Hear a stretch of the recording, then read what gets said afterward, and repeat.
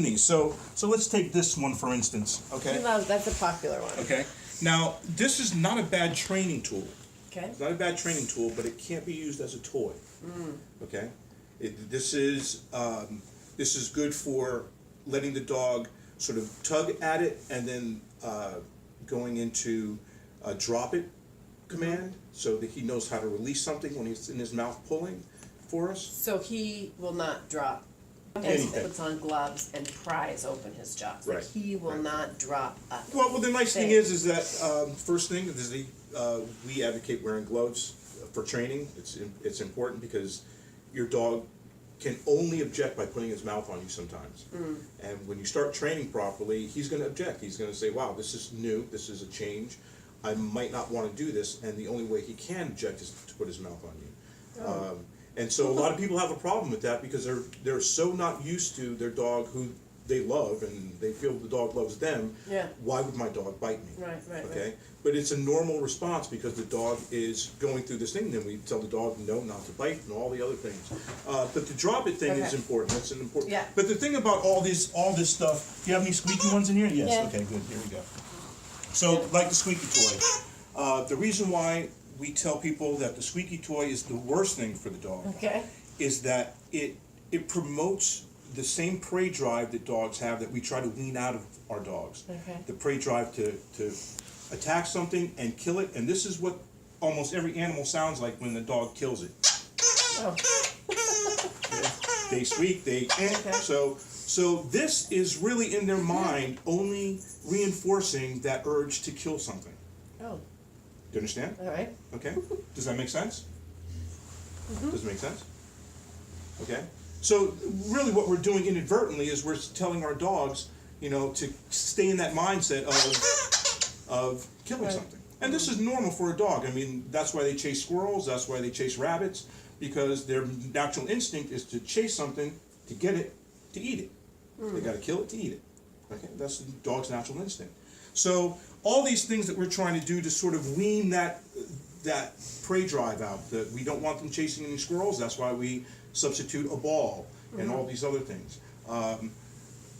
We don't want them going at ducks or squirrels or cats, because really their main objective is to get that thing and end it. So toys like this, never good. Okay, that little squeak thing. Actually, this toy wouldn't be bad if it didn't have the squeak in it. Right. Okay, and the problem with most plushy toys like this is that we find out that most of this stuff winds up getting into the dog system. This is an unnatural thing to be going through your dog. Yeah. Okay, so as soon as the dog can do this and he's got jaws enough to do this, he can't have this. Okay. Okay. So the other things, anything that's plastic, other than a ball, so these are good. So all these are good. We'll use these for fetch, but we won't use these inside. Okay. And the only time we would use anything inside is for hide and seek. And so if we had something that he was really interested in, like, okay, this is another example of something that is... He needs a new one of those. It's We go synthetic. through those, yeah. Oh, Yeah, but there's it's another synthetic. one of those, I'm pretty So sure. it's synthetic, and this is not a good thing for a dog. Yeah. Okay. So if he goes through these, and this is going through his system, this is not an option. This is not a natural option for a dog. Yeah. I don't know what this is made of, but it seems synthetic. Just using my imagination. Dogs don't do that. Now your kids can go to a toy box and take out a toy and play with this toy using their imagination, playing house, playing, anything they want with that toy. But dogs don't do that. The main object of this toy is for this dog to have some chew, to get out just some that need to chew on something. Okay, and that's what most of these are for. I mean, he certainly can't hold on to it and walk around with it. You know what I mean? Yeah. So Well, this one he does. yeah, This I mean, this one he carries around. Yeah. That was actually one of Michael's. okay. Yeah, Just he just did 'em. Okay. yes, he just actually. But again, you see, I know, anytime I see any of this, I know, that it's means that's gotta gone go. into the dog. I know. Okay, so unfortunately, once we start looking at our dog like another child, you see like this. See, that's Yeah, he's into that. that's gotta got to go. All these things that have now you may not see it in his poop come out, but A lot of times we have a lot of clients that will say, hey, oh, that's what that white thing was in his poop. That's what that white stringy thing was in his poop. Didn't know what that was, and you look back and go, oh, it's probably what he's been chewing on, Yeah. okay? So, really, you have a box of things that are really going to, in a way, almost deter your dog from learning and from paying attention to you.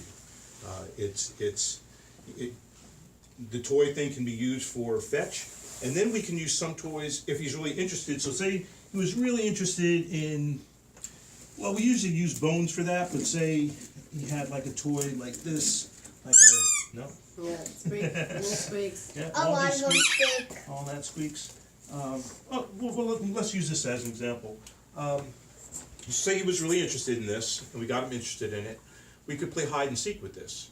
So then what we would do, we would put him in a down position, and then we would take the toy, put it someplace in the house, and say, find it. Now we show him where we hit it first, bring him back again, put it back to that same spot, we say, find it. He goes to that spot, find it. Boom, praise him, bring him back, now we hide it in a new spot. He goes to the old spot, we show him where the new spot is, and then we have like, I mean, for our dog now, we don't even show him the spots now. We try to randomly hide the thing because it keeps his mind active.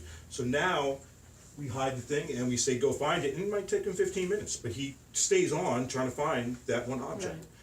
And that's the only good thing that the toy would be used for, would be for hide and seek.